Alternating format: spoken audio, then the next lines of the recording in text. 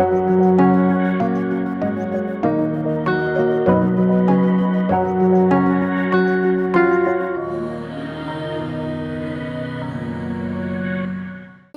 Husband Tony, എൻ്റെ മോൻ കിയാൻ. എൻ്റെ മോൻ ഇപ്പോൾ 8 മാസമാണ് പ്രായം. ഞാനിവിടെ വന്നിരിക്കുന്നത് എൻ്റെ മോന് വേണ്ടി സാക്ഷ്യം പറയാനായിട്ടാണ്.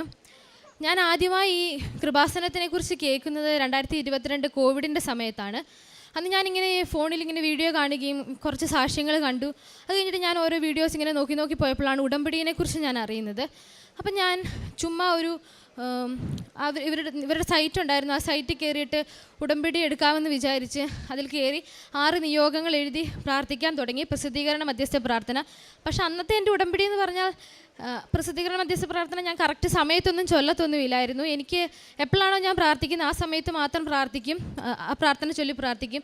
അല്ലാതെ ഒന്നും ഞാൻ അത് ചൊല്ലത്തില്ലായിരുന്നു. അല്ലാതെ വേറൊന്നും ഉടമ്പടിയെക്കുറിച്ച് ഞാൻ ചെയ്തിട്ടില്ല. ആകെ ഒരു 6 നിയോഗം എഴുതി പ്രാർത്ഥിക്കും, അത് മാത്രമേ ഞാൻ ചെയ്തിട്ടുണ്ടായിരുന്നുള്ളൂ. പക്ഷെ ഞാൻ അങ്ങനെ പ്രാർത്ഥിച്ചിട്ട് പോലും എനിക്ക് ആദ്യം ഞാൻ എഴുതിയ നിയോഗം ഒത്തിരി തടസ്സങ്ങളോടെ നിന്ന് ആ നിയോഗം 2 ദിവസത്തിനും എനിക്ക് സാധിച്ചു കിട്ടി. അപ്പോൾ എനിക്ക് ഭയങ്കര വിശ്വാസമായി ഒരു ദിവസമെങ്കിലും ഇവിടെ കൃപാസനത്തിൽ വരണമെന്ന് ഞാൻ ആഗ്രഹിച്ചു. പക്ഷേ എനിക്കത് സാധിച്ചിരുന്നില്ല.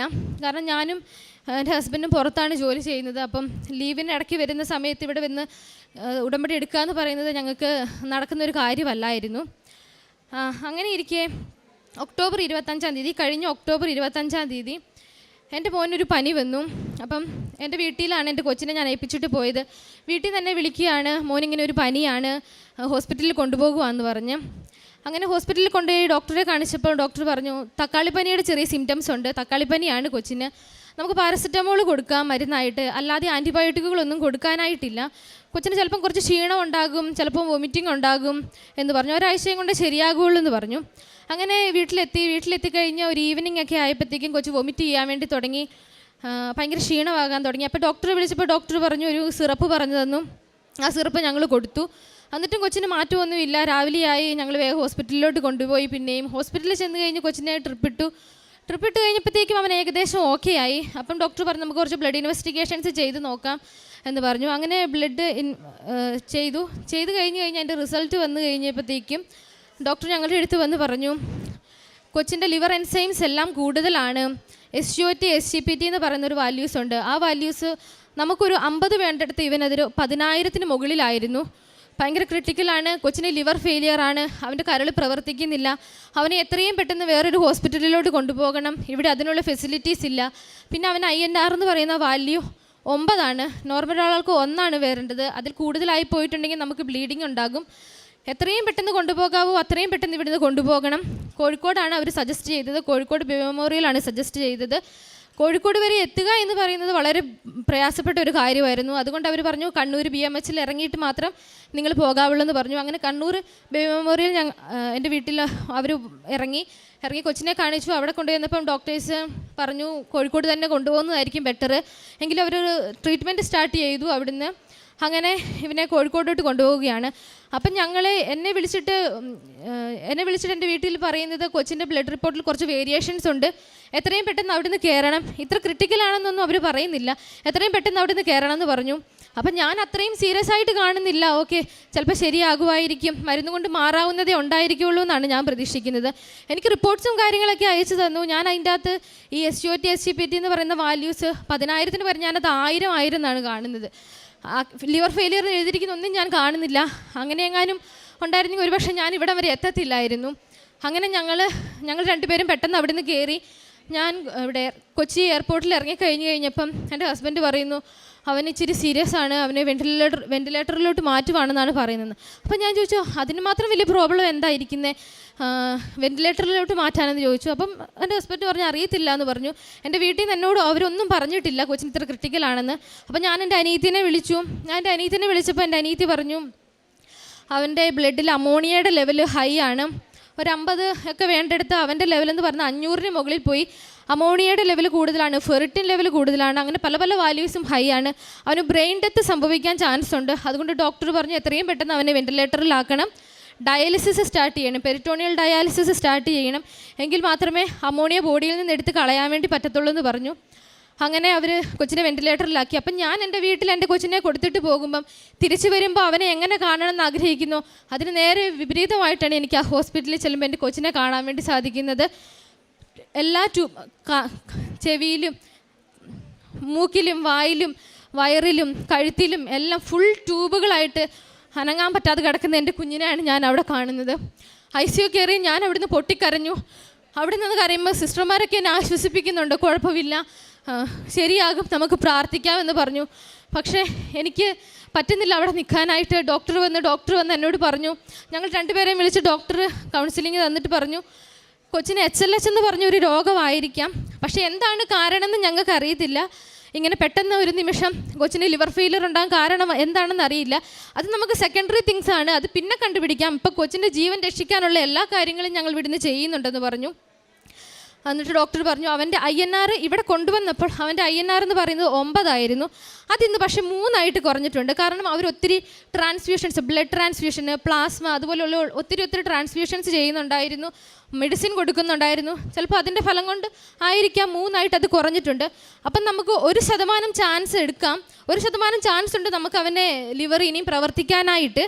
പക്ഷേ ഇപ്പം നമുക്കൊന്നും പറയാൻ വേണ്ടി പറ്റത്തില്ല, 48 മണിക്കൂർ വെയിറ്റ് ചെയ്യണം, എങ്കിൽ മാത്രമേ എന്തെങ്കിലും പറയാൻ വേണ്ടി പറ്റത്തുള്ളൂ എന്ന് പറഞ്ഞു. പിന്നെ കുറച്ച് ഡിസീസ് കണ്ടീഷനെ കുറിച്ച് ഞങ്ങൾക്ക് എക്സ്പ്ലെയിൻ ചെയ്തു തന്നു. അത് കഴിഞ്ഞ് ഞങ്ങൾ ഡോക്ടറെ കണ്ടിറങ്ങി. ഞങ്ങൾ റൂമിൽ പോയിട്ട് എനിക്ക് ഒന്നിനും പറ്റുന്നില്ല. ഞാൻ ഒട്ടും സമയം കളയാതെ ഞാനിങ്ങനെ കൊന്തച്ചൊല്ലി പ്രാർത്ഥിച്ചുകൊണ്ടേ ഇരിക്കുകയാണ്, ദൈവമേ എൻ്റെ കുഞ്ഞിനെ തിരിച്ചു തരണേന്നും പറഞ്ഞുകൊണ്ട്. ഇവിടെ എത്തിക്കഴിഞ്ഞപ്പോഴാണ് എത്ര സീരിയസ് ആണെന്ന് എനിക്ക് മനസ്സിലാവുന്നത്. അപ്പോൾ എൻ്റെ മനസ്സിൽ എൻ്റെ മകന് ഇനി ഒരിക്കലും എനിക്ക് തിരിച്ചു കിട്ടത്തില്ല, ഒരിക്കലും അവനെ എനിക്ക് ഒന്ന് കാണാൻ പറ്റത്തില്ല എന്നുള്ള രീതിയിലാണ് എൻ്റെ ചിന്ത. അത് കഴിഞ്ഞ് രാവിലെയായി ഒരു 5:30 ആയപ്പോഴത്തേക്കും ഞാൻ എൻ്റെ ഹസ്ബൻഡിനോട് പറഞ്ഞു നമുക്കൊന്ന് പള്ളിയിൽ പോകണം എന്ന് പറഞ്ഞു. ഞങ്ങൾക്ക് അവിടെ എവിടെയാണ് പള്ളിയെന്നൊന്നും അറിയത്തില്ല. അവിടെ അടുത്തൊരു ഉണ്ണീശ്വര പള്ളി ഉണ്ടായിരുന്നു, ഒരു ഇൻഫാൻറ്റ് ജീസസ് ചർച്ച്. അവിടെ ഞാനും എൻ്റെ ഹസ്ബൻഡും കൂടെ പോയി 5:30 ആയപ്പം ഞാൻ കയറി ചെല്ലുമ്പം കാണുന്നത് മാതാവ് ഉണ്ണീശോയെ എടുത്തുകൊണ്ട് നിൽക്കുന്ന ഒരു രൂപമാണ്. അത് കണ്ടപ്പോൾ ഞാൻ മാതാവിനോട് പറഞ്ഞു, അമ്മ മാതാവേ, എൻ്റെ കുഞ്ഞിനെയും എനിക്ക് ഇതുപോലെ എടുത്തുകൊണ്ട് നിൽക്കാൻ വേണ്ടി പറ്റണം, എനിക്ക് അവനെ തിരിച്ചു തരണം, പൂർണ്ണ ആരോഗ്യത്തോടെ എനിക്ക് അവനെ തിരിച്ചു തരണം. ഒരമ്മയ്ക്കും ഒരു മകനും ഒരു പോറൽ പോലും സഹിക്കാൻ പറ്റുന്നൊരു കാര്യമല്ല. എൻ്റെ മോൻ ഒരുപാട് വേദന സഹിച്ച ICU കിടക്കുന്നത്, മാതാവ് നീ അത് കാണണം, അവന് സഹിക്കുന്ന വേദന നീ എനിക്ക് തന്നോ, ഒരു കുറവും പറയാതെ ഞാനത് സഹിച്ചോളാം, പക്ഷെ എൻ്റെ മോനെ എനിക്ക് തിരിച്ചു കിട്ടണമെന്ന് പറഞ്ഞു. മാതാവിനോട് ഞാൻ പ്രാർത്ഥിച്ചു. ഇവനെ ഞാൻ പ്രഗ്നൻ്റ് ആണെന്ന് അറിയുന്നത്, ഇവന് 2 ആഴ്ച ആയപ്പോൾ ഞാൻ പ്രഗ്നൻ്റ് ആണെന്ന് അറിഞ്ഞു. അന്ന് എനിക്ക് എൻ്റെ റൂമിൽ എൻ്റെ ഒരു റൂംമേറ്റ് ഉടമ്പടി എടുത്തിട്ടുണ്ടായിരുന്നു. ആ ചേച്ചിയുടെ കയ്യിൽ നിന്ന് ഞാൻ ഉടമ്പടി എണ്ണ വാങ്ങിച്ചിട്ട് ഞാൻ അന്ന് തൊട്ട് 8 മാസം 36ാമത്തെ ആഴ്ചയിലാണ് ഇവനുണ്ടാവുന്നത്. അന്ന് വരെ എല്ലാ ദിവസവും ഞാനത് എൻ്റെ വയറെ തൂത്ത് പ്രാർത്ഥിക്കുമായിരുന്നു, ദൈവമേ എനിക്ക് ആൺകൊച്ചിനെയോ പെൺകൊച്ചിനെയോ എങ്ങനെയുള്ള കൊച്ചായാലും കുഴപ്പമില്ല, എനിക്ക് പൂർണ്ണ ആരോഗ്യമുള്ള ഒരു കൊച്ചിനെ തന്ന് അനുഗ്രഹിക്കണമെന്ന് പറഞ്ഞ് പ്രാർത്ഥിച്ചിട്ടുള്ളൂ. ഞാൻ ആ മാതാവിനോട് പറഞ്ഞു ഞാൻ അങ്ങനെയൊക്കെ പ്രാർത്ഥിച്ചതാണ്, എന്നിട്ടും എന്തേ പിന്നെ ഇങ്ങനെയെന്ന് ചോദിച്ചു. എനിക്ക് ആ പൂർണ്ണ ആരോഗ്യമുള്ള എൻ്റെ കുഞ്ഞിനെ എനിക്ക് തിരിച്ചു തരണമെന്ന് പറഞ്ഞു. അങ്ങനെ ഞാൻ ആ പള്ളിയിൽ നിന്ന് ഇറങ്ങി. അത് കഴിഞ്ഞൊരു 10-10:30 ആയപ്പോഴാണ് ഡോക്ടർ വരുന്നത്. ഇവൻ്റെ മെയിൻ ഡോക്ടർ വന്നു. ഡോക്ടർ വന്നിട്ട് പറഞ്ഞു INRൻ്റെ ലെവല് ഇന്നലെ 3 കുറഞ്ഞത്, ഇന്നത് 7 കൂടിയിട്ടുണ്ട്. അതൊരിക്കലും ഒരു നല്ല സിംറ്റം അല്ല, അവൻ്റെ ലിവർ പ്രവർത്തിക്കുന്നില്ല എന്നാണ് അതിൻ്റെ അർത്ഥം. അപ്പം നിങ്ങളൊരു കാര്യം ചെയ്യണം, ഇതിന് നമ്മുടെ ഓപ്ഷൻ, നമുക്ക് മുമ്പിലുള്ളൊരു ഓപ്ഷൻ എന്ന് പറഞ്ഞാൽ ലിവർ മാറ്റിവെക്കുക, കരൾ മാറ്റിവെക്കുക എന്നുള്ളൊരു ഓപ്ഷനാണ് ഇനി നമ്മുടെ മുമ്പിലുള്ളത്. നമുക്കൊരു ദിവസം കൂടെ വെയിറ്റ് ചെയ്യാം, എന്താകുമെന്ന് നോക്കാമെന്ന് പറഞ്ഞു. അങ്ങനെ ഡോക്ടർ പറഞ്ഞു ലിവർ ട്രാൻസ്പ്ലാന്റേഷൻ എന്ന് പറയുന്നത് വളരെ എളുപ്പമുള്ളൊരു കാര്യമൊന്നും അല്ല, അതിന് ഒത്തിരി കടമ്പകളുണ്ട്. ആദ്യം അവനൊരു ഡോണറെ കണ്ടുപിടിക്കണം. ഇപ്പം ഞാനും എൻ്റെ ഹസ്ബൻഡോ ആരെങ്കിലും ഒരാൾ ഞങ്ങളുടെ ലിവർ കൊടുത്താൽ തന്നെ അത് എത്രത്തോളം സക്സസ് ആകുമെന്ന് പറയാനും പറ്റത്തില്ല. കാരണം അവന് 5 മാസമാണ് പ്രായം. 5 മാസമായുള്ളൊരു കുഞ്ഞിനെ ലിവർ മാറ്റിവെക്കുക എന്ന് പറഞ്ഞാൽ എല്ലാവർക്കും അത് സക്സസ് ആവണമെന്നില്ല, ആയിട്ടുള്ളവരുമുണ്ട്, പക്ഷെ എല്ലാം ദൈവത്തിൻ്റെ കയ്യിലാണ് എന്ന് പറഞ്ഞു. അത് കഴിഞ്ഞിട്ട് ഡോക്ടർ പറഞ്ഞു അതിനും ഭയങ്കര കോസ്റ്റാണ്, ഒരു 30 ലക്ഷം രൂപയെങ്കിലും വേണം അത് ചെയ്യാനായിട്ട്. അപ്പം ഞങ്ങളുടെ കയ്യിൽ അത്രയും പൈസയൊന്നും എടുക്കാനായിട്ടില്ല. ഞങ്ങളൊരു സാധാരണ കുടുംബത്തിൽ നിന്ന് വരുന്നതാണ്. ലിവർ ട്രാൻസ്പ്ലാന്റേഷൻ നമുക്ക് മുമ്പോട്ട് അധികം നീക്കി വെക്കാനും പറ്റത്തില്ല, ഒരു 2 ദിവസം കൊണ്ട് ചെയ്യണം. അങ്ങനെ ചെയ്യണം എന്നുണ്ടെങ്കിൽ ഇവിടത്തേക്കാളും ബെറ്ററായിട്ടുള്ളൊരു ഓപ്ഷൻ ചെന്നൈ പോവുക. ചെന്നൈയിൽ ഒരു ഹോസ്പിറ്റലുണ്ട്, അവിടുന്ന് നമുക്ക് ട്രാൻസ്പ്ലാന്റേഷൻ ചെയ്യാമെന്ന് പറഞ്ഞു. നാളെയും കൂടെ നമുക്ക് വെയിറ്റ് ചെയ്യാം, നാളെ ഒരു ബ്ലഡ് റിപ്പോർട്ട്സിൻ്റെ വാല്യൂം കൂടെ എടുത്തിട്ട് നമുക്ക് നോക്കാം എന്ന് പറഞ്ഞു. അത് കഴിഞ്ഞ് ഡോക്ടർ ഇതെല്ലാം പറഞ്ഞു കഴിഞ്ഞ് ഞങ്ങൾ പുറത്തിറങ്ങി. ഞാൻ പുറത്തിറങ്ങി കഴിഞ്ഞിട്ട് എന്ത് ചെയ്യണമെന്ന് എനിക്കറിയില്ല. അപ്പം ഒത്തിരി പേര്, എനിക്കറിയില്ല ആരൊക്കെയോ എന്നോട് പറഞ്ഞു കൃപാസനത്തിൽ പോയി ഉടമ്പടി എടുക്കാൻ വേണ്ടി പറഞ്ഞു. എൻ്റെ പപ്പയുടെ അനിയത്തിയുണ്ട്, എൻ്റെ ആൻറ്റി എന്നെ വിളിച്ചിട്ട് പറഞ്ഞു മോളെ നീ ഇന്ന് തന്നെ കൃപാസനത്തിൽ പോക്കോ, എത്രയും പെട്ടെന്ന് പോകാൻ പറ്റുമോ അത്രയും പെട്ടെന്ന് നീ പോയിക്കോളാൻ വേണ്ടി പറഞ്ഞു. അങ്ങനെ അവിടെ എൻ്റെ ഒരു ആൻറ്റി വന്നിട്ടുണ്ടായിരുന്നു. ആൻറ്റിയുടെ എൻ്റെ ഒരു കാശുരൂപം കണ്ടു, ഈ കൃപാസന്ന മാതാവിൻ്റെ. ആ കാശുരൂപം ഞാൻ വാങ്ങിച്ചിട്ട് ഞാൻ എൻ്റെ കൊച്ചു കിടക്കുന്ന തലയെണ്ണയുടെ അടിയിൽ കൊണ്ടുപോയി വെക്കാൻ വേണ്ടി പോയി. അവിടെ ചെന്ന് കഴിഞ്ഞപ്പം ഞാൻ നോക്കുന്നിടത്ത് ആ തലയെണ്ണ അടിയിൽ വേറൊരു കാശുരൂപവും കൂടെ, കൃപാസനത്തിൻ്റെ വേറൊരു കാശുരൂപം ഇരിക്കുന്നത് കണ്ടു. അപ്പോൾ എനിക്ക് മനസ്സിലായില്ല, ഞാനല്ലാതെ വേറെ ആരും അവിടെ കൊണ്ടുപോയി വെക്കാനായിട്ടില്ല. അത് കഴിഞ്ഞ് ഞാൻ അവിടുന്ന് പോന്നു. അന്ന് കൃപാസനത്തിൽ എത്ര മണി വരെയാണ് ഇവിടെ സമയമൊന്നും എനിക്ക് അറിഞ്ഞുകൂടാ. എങ്കിലും എൻ്റെ കുഞ്ഞ് എങ്ങനെയെങ്കിലും രക്ഷപ്പെടണം എന്നുള്ളത് കൊണ്ട് അപ്പം തന്നെ ആ ഉച്ചയായപ്പോൾ തന്നെ ഞങ്ങൾ അവിടുന്ന് കയറി. കോഴിക്കോട് നിന്ന് ഇവിടം വരെ വരിക എന്ന് പറയുന്നത് ഇച്ചിരി ദൂരമുള്ള സാധനമാണ്. ഞങ്ങൾ ഇവിടെ എത്തിയപ്പോഴത്തേക്കും സമയം 11:30 രാത്രി 11:30. ഞാൻ വിചാരിച്ചു ഇവിടെ ഏത് സമയത്തും ഓപ്പൺ ആയിരിക്കുമെന്നാണ്. ഞാനിവിടെ ഫ്രണ്ടിൽ വന്നപ്പോൾ സെക്യൂരിറ്റി ചേട്ടൻ പറഞ്ഞു, ഇപ്പം തുറക്കത്തില്ല, ഇനിയിപ്പോൾ 4 മണിക്ക് കൃപാസനം തുറക്കത്തുള്ളൂ എന്ന് പറഞ്ഞു. അപ്പം ഞാൻ ചേട്ടനോട് ചോദിച്ചു, ചേട്ടാ എനിക്കിവിടെ ഇരിക്കാൻ വേണ്ടി പറ്റുമോ? ഞങ്ങൾക്ക് ഇവിടെ ഒന്നും അറിയത്തില്ല, ഞങ്ങൾ ആദ്യമായിട്ടാണ് ഇവിടെ വരുന്നത്, സമയം 11:30. ഞാനും എൻ്റെ അമ്മയും എൻ്റെ അനിയത്തിയും കൂടെയാണ് ഇവിടെ വരുന്നത്. അപ്പോൾ സെക്യൂരിറ്റി ചേട്ടൻ പറഞ്ഞു, ഇല്ല ഇവിടെ ഇരിക്കാൻ വേണ്ടി പറ്റത്തില്ല, അങ്ങനെ നിങ്ങളൊരു കാര്യം ചെയ്യും, ഞാനൊന്ന് ശ്രമിച്ച് നോക്കട്ടെ, നിങ്ങൾക്ക് റൂമാക്കി തരാൻ പറ്റുമോ എന്ന്. അങ്ങനെ ആ സെക്യൂരിറ്റി ചേട്ടനെ വിളിച്ച് ഞങ്ങൾക്കിവിടെ അടുത്തൊരു റൂമാക്കി തന്നു. ഞങ്ങൾ ആ റൂമിൽ പോയി. തിരിച്ച് 4 മണിയായപ്പം ഞാൻ തിരിച്ചിവിടെ കൃപാസനത്തിൽ തുറന്നപ്പോൾ തന്നെ ഞാനിവിടെ വന്നു. ഞാനിവിടെ നിന്ന് പ്രാർത്ഥിക്കാൻ തുടങ്ങി. കാരണം 5 മണിയാകുമ്പോഴാണ് ICUയിൽ ബ്ലഡ് എടുക്കുന്നത്. എൻ്റെ കൊച്ചിൻ്റെ ബ്ലഡ് എടുക്കുമ്പോൾ അതിലൊരു അത്ഭുതം സംഭവിച്ചില്ല എന്നുണ്ടെങ്കിൽ ട്രാൻസ്പ്ലാന്റേഷൻ ചെയ്യേണ്ടി വരും. അതുകൊണ്ട് ഞാൻ ഇവിടെ നിന്ന് മാതാവിനോട് പ്രാർത്ഥിച്ചു, അമ്മ മാതാവി നീ പോകണം എൻ്റെ കൊച്ചിൻ്റെ ബ്ലഡ് എടുക്കാനായിട്ട്, വേറെ ആരെയും വിടരുത്, നീ തന്നെ പോയി എൻ്റെ കുഞ്ഞിൻ്റെ ബ്ലഡ് എടുക്കണം, അതിൽ വലിയൊരു അത്ഭുതം നീ പ്രവർത്തിപ്പിക്കണം എന്ന് പറഞ്ഞു. പ്രാർത്ഥിക്കാൻ തുടങ്ങി. എനിക്കറിയില്ല, ഞാനിവിടെ നിന്ന് കരഞ്ഞ് എനിക്ക് എൻ്റെ ജീവിതത്തിൽ ഇനിയും കരയാൻ കണ്ണീര് ബാക്കിയുണ്ടാവില്ല. അതുപോലെ ഞാൻ ഇവിടെ നിന്ന് കരഞ്ഞ് പ്രാർത്ഥിച്ചു. അത് കഴിഞ്ഞ് 7 മണിക്കാണ് ഇവിടെ ഉടമ്പടി ക്ലാസ് തുടങ്ങുന്നത്. ഞാൻ അങ്ങനെ ഉടമ്പടി എടുക്കാൻ തീരുമാനിച്ചു. 7 മണിയായപ്പം ക്ലാസ്സിന് ചെന്നിരുന്ന് ക്ലാസ് സ്റ്റാർട്ട് ചെയ്തു. പക്ഷേ എനിക്ക് അവിടെ ഇരുന്നിട്ട് എനിക്ക് ഇരിക്കാൻ പറ്റുന്നില്ല, ടെൻഷൻ കാരണം. എന്താകും, റിസൾട്ട് എന്താകും, ഡോക്ടർ എന്തായിരിക്കും ഇനി വന്നിട്ട് പറയുന്നതെന്ന് അറിയാനായിട്ട് ഭയങ്കര ടെൻഷനാണ്. എനിക്കൊരു ചെറിയൊരു കാര്യം ഉണ്ടെങ്കിൽ ഞാൻ ഒത്തിരി ടെൻഷൻ അടിക്കുന്നൊരു വ്യക്തിയാണ്. അപ്പോൾ ഇത് വരുമ്പോൾ എനിക്ക് പറ്റുന്നില്ല, ഇരിക്കാനായിട്ട് പറ്റുന്നില്ല. ഞാൻ ഒരു തരത്തിൽ അവിടെ ഇരുന്നു. അങ്ങനെ ഉടമ്പടി ക്ലാസ് സ്റ്റാർട്ട് ചെയ്തു, ഉടമ്പടിയൊക്കെ എഴുതി. അത് കഴിഞ്ഞ് ഉടമ്പടി ക്ലാസ് കഴിഞ്ഞപ്പോൾ 10 മണിയായി. 10 മണിയായി കഴിഞ്ഞപ്പോഴത്തേക്കും അച്ഛനെ കാണാനായിട്ട് എനിക്ക് അച്ഛനെ എത്രയും പെട്ടെന്ന് എനിക്ക് കാണണമെന്നുണ്ടായിരുന്നു. അങ്ങനെ ഞാൻ ഉടമ്പടി ക്ലാസ് എടുത്ത് കഴിഞ്ഞപ്പോഴത്തേക്കും വചനത്തിൻ്റെ ക്ലാസ് ഉണ്ടായിരുന്നു. വചനത്തിൻ്റെ ക്ലാസ്സിൽ എനിക്ക് ഇരിക്കാൻ വേണ്ടി പറ്റുന്നില്ല. കാരണം 10 മണി കഴിയുമ്പോഴത്തേക്ക് ഡോക്ടർ വരുന്നതിൻ്റെ മുമ്പേ എനിക്ക് അച്ഛനെ കാണണം. അങ്ങനെ ഞാൻ വചന ക്ലാസ്സിൻ്റെ പകുതി സമയമായപ്പോഴത്തേക്ക് എൻ്റെ ശരീരം എല്ലാം കൂടെ അങ്ങ് വയർക്കാൻ തുടങ്ങി. ഞാൻ അവിടെ നിന്ന് ഇറങ്ങിയിട്ട് ഈ വഴി മുമ്പോട്ട് തന്നു. അവിടെ അടച്ചിട്ടിരിക്കുകയാണ്. അപ്പം ഞാൻ താഴെ എൻ്റെ അമ്മേനെ വിളിച്ചിട്ട് പറഞ്ഞു, നമുക്ക് പോകാം, എനിക്ക് എത്രയും പെട്ടെന്ന് പോകണം, കൊച്ചിൻ്റെ അടുത്തോട്ട് പോകണം, കാരണം അവിടെ വേറെ ആരുമില്ല, ICUയിൽ ആരെങ്കിലും ചോദിച്ചിട്ടുണ്ടെങ്കിൽ എനിക്ക് മാത്രമേ അവിടെ കയറാൻ വേണ്ടി പറ്റുള്ളൂ എന്ന് പറഞ്ഞു. അപ്പോൾ അമ്മ പറഞ്ഞു, എന്നാൽ പിന്നെ പോകാമെന്ന് പറഞ്ഞു. ഞങ്ങൾ ഒരു ചെറിയ വഴിയുണ്ട്, അതിലേക്കൂടെ ഇറങ്ങിക്കോളാൻ എന്നോട് പറഞ്ഞു. ഞാൻ ആ വഴി ഇറങ്ങുമ്പോൾ 2 ചേച്ചിമാർ അവിടെ ഇരിപ്പുണ്ടായിരുന്നു. ആ ചേച്ചിമാർ എൻ്റെ അടുത്ത് പറഞ്ഞു, മോള് എന്ത് ഉടമ്പടി എടുക്കാതെ പോകുന്നതെന്ന് ചോദിച്ചു. ഞാൻ പറഞ്ഞു, ഇങ്ങനെയാണ് കാര്യങ്ങൾ, എനിക്ക് എത്രയും പെട്ടെന്ന് അവിടെ തിരിച്ച് ചെല്ലണം, എൻ്റെ കൊച്ചിൻ്റെ അടുത്ത് പോകണമെന്ന് പറഞ്ഞു. അപ്പം ചേച്ചിമാർ പറഞ്ഞു, ഉടമ്പടി എടുത്തിട്ട് പോയാൽ മതി, മോള് എത്തുന്നതിൻ്റെ മുമ്പേ അമ്മ സഞ്ചാരി മാതാവ് അവിടെ ചെന്ന് കൊച്ചിൻ്റെ അടുത്ത് ഇരിപ്പുണ്ടായിരിക്കും, മോൾ ഉടമ്പടി എടുത്തിട്ട് പോയാൽ മതി എന്ന് പറഞ്ഞു.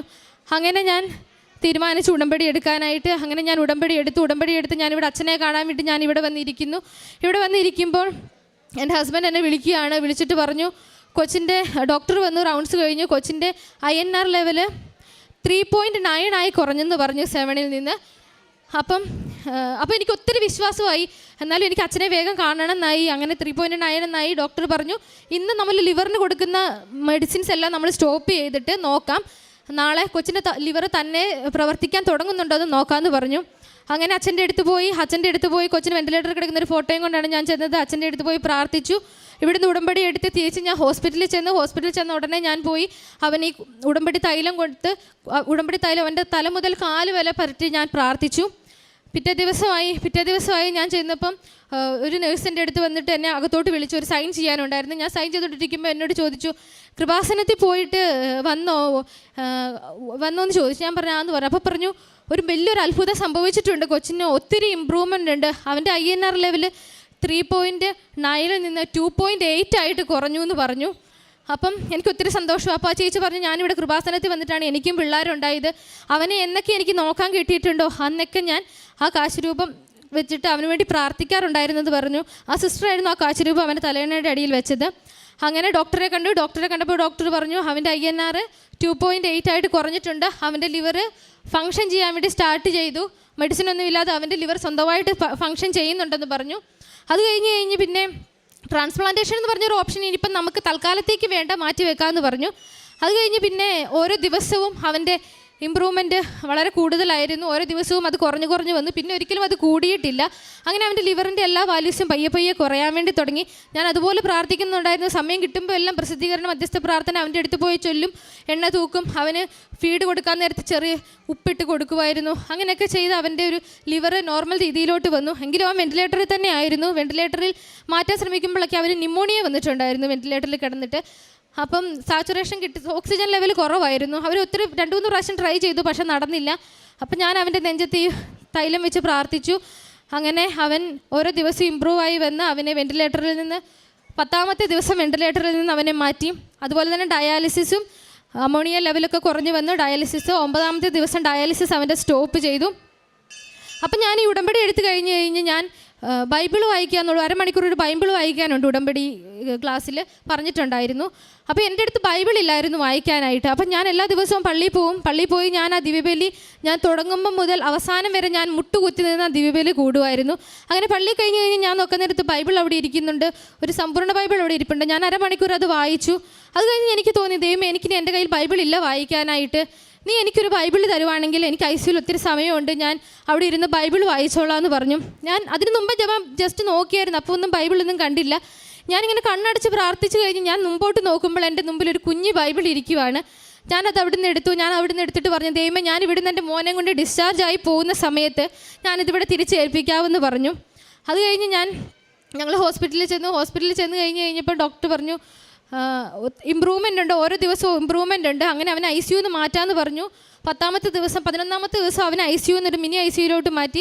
കൊച്ചിനെ എൻ്റെ കയ്യിൽ കിട്ടിക്കഴിഞ്ഞപ്പം നോക്കാൻ നേരത്ത് ഭയങ്കര കരച്ചിലാണ്. അവന് ഭയങ്കര വഴക്കായിരുന്നു. അവൻ്റെ മൂക്കിക്കൂടെയൊക്കെ ട്യൂബ് ഇട്ടിട്ടുണ്ടായിരുന്നു, കഴുത്തിക്കൂടെയും ട്യൂബെല്ലാം ഇട്ടിട്ടുണ്ടായിരുന്നു. ഇൻഫ്യൂഷൻസ് ഒക്കെ ഒത്തിരി പോകുന്നുണ്ട്. അപ്പോൾ അവനെ എനിക്ക് എടുത്തുകൊണ്ട് നടക്കാനൊന്നും പറ്റത്തില്ലായിരുന്നു. അപ്പം നോക്കാൻ നേരത്ത് കൊച്ചിൻ്റെ കൈ മാത്രമേ അനങ്ങുന്നുള്ളൂ, കൊച്ചിൻ്റെ കാലൊന്നും അവൻ അനക്കാൻ പറ്റുന്നില്ല, കഴുത്ത് നേരെ നിൽക്കത്തില്ല. അങ്ങനെ ഒരു അവസ്ഥയിലാണ് എൻ്റെ കുഞ്ഞിനെ എൻ്റെ കയ്യിലോട്ട് എനിക്ക് കിട്ടുന്നത്. അപ്പോൾ ഡോക്ടർ വന്നപ്പോൾ ഞാൻ ചോദിച്ചപ്പോൾ ഡോക്ടർ പറഞ്ഞു ഇത് വെൻറ്റിലേറ്ററിൽ കിടന്നുകൊണ്ടാണ്, നമുക്ക് ഫിസിയോതെറാപ്പി ചെയ്ത് മാറ്റിയെടുക്കാമെന്ന് പറഞ്ഞു. പിന്നെ നോക്കാൻ നേരത്ത് കൊച്ചു ചിരിക്കത്തില്ല, സൗണ്ടുകൾ കേട്ടാലൊന്നും റിയാക്ട് ചെയ്യത്തില്ല, ആരെയും നോക്കത്തില്ല, ഒരു സൈഡിലോട്ട് മാത്രം നോക്കിക്കൊണ്ടിരിക്കും. അങ്ങനെ അപ്പോൾ എനിക്ക് എന്തോ ഒരു സംശയം തോന്നി. ഡോക്ടർ പറഞ്ഞു എന്നാൽ പിന്നെ നമുക്കൊരു MRI ചെയ്ത് നോക്കാം, MRI ബ്രെയിൻ ചെയ്ത് നോക്കാം. അതിനു മുമ്പേ എല്ലാ സ്കാനിങ്ങും ചെയ്തിട്ടുണ്ടായിരുന്നു, അതിലൊന്നും ഒരു കുഴപ്പവും ഇല്ലായിരുന്നു. അങ്ങനെ ഡോക്ടർ MRI ബ്രെയിൻ ചെയ്ത് നോക്കിയപ്പോൾ പറഞ്ഞു അവൻ്റെ തലയുടെ പുറകിൽ ഒരു സ്വെല്ലിംഗ് ഉണ്ട്. അത് അവൻ വന്ന ദിവസം അവൻ്റെ ഷുഗർ പെട്ടെന്ന് താന്നു പോയിട്ട് അത് ബ്രെയിനിനെ അഫക്റ്റ് ചെയ്തിട്ടുണ്ട്. അത് ഏറ്റവും കൂടുതൽ അഫക്റ്റ് ചെയ്തത് ഒപ്റ്റിക് നെർവിനെയാണ്. അപ്പോൾ അവൻ്റെ കണ്ണിനും അവൻ്റെ കാഴ്ചയ്ക്കും കേൾവിക്കും ചെറിയൊരു പ്രോബ്ലം വന്നിട്ടുണ്ട്. അവന് ശരിക്കും അങ്ങ് കാണാൻ വേണ്ടി ആയിട്ടില്ല, അത് പയ്യെ ആയി വരത്തുള്ളൂ. കാരണം അവൻ്റെ ബ്രെയിൻ ഡെവലപ്മെൻറ്റ് നടക്കുന്നതേ ഉള്ളൂ. പതുക്കെ ശരിയാകുമായിരിക്കും, പക്ഷേ അത് ഒത്തിരി സമയം എടുക്കും ശരിയാകാനെന്ന് പറഞ്ഞു.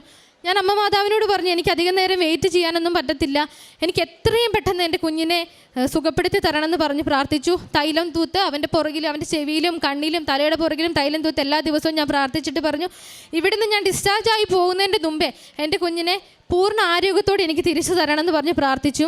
അങ്ങനെ ഒരു ദിവസം ഞാൻ ഇവിടെ ഉടമ്പടി ക്ലാസ് കേട്ടുകൊണ്ടിരിക്കുമ്പോൾ അച്ഛൻ പറഞ്ഞു ഡേറ്റ് ഇട്ട് പ്രാർത്ഥിക്കാൻ വേണ്ടി പറഞ്ഞു.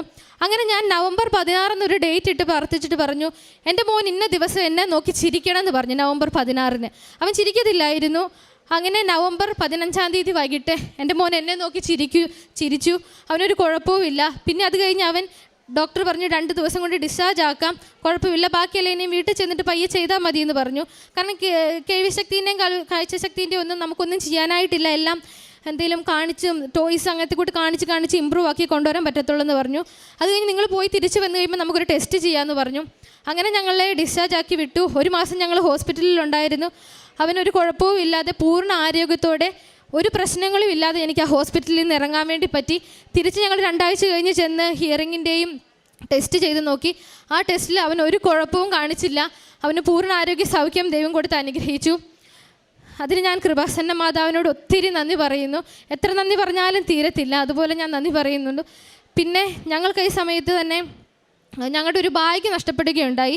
കാരണം ഞങ്ങൾ ഹോസ്പിറ്റലിൽ നിൽക്കാൻ നേരത്തെ ICUവിൽ അവിടെ അധികം ആരുടെയും ആവശ്യമില്ലാത്തത് കൊണ്ട് ഞങ്ങൾ ഹോസ്പിറ്റലിൽ നിന്ന് റൂം വെക്കറ്റ് ചെയ്ത് പുറത്ത് വേറൊരു റൂം എടുക്കാൻ വേണ്ടി പോയി.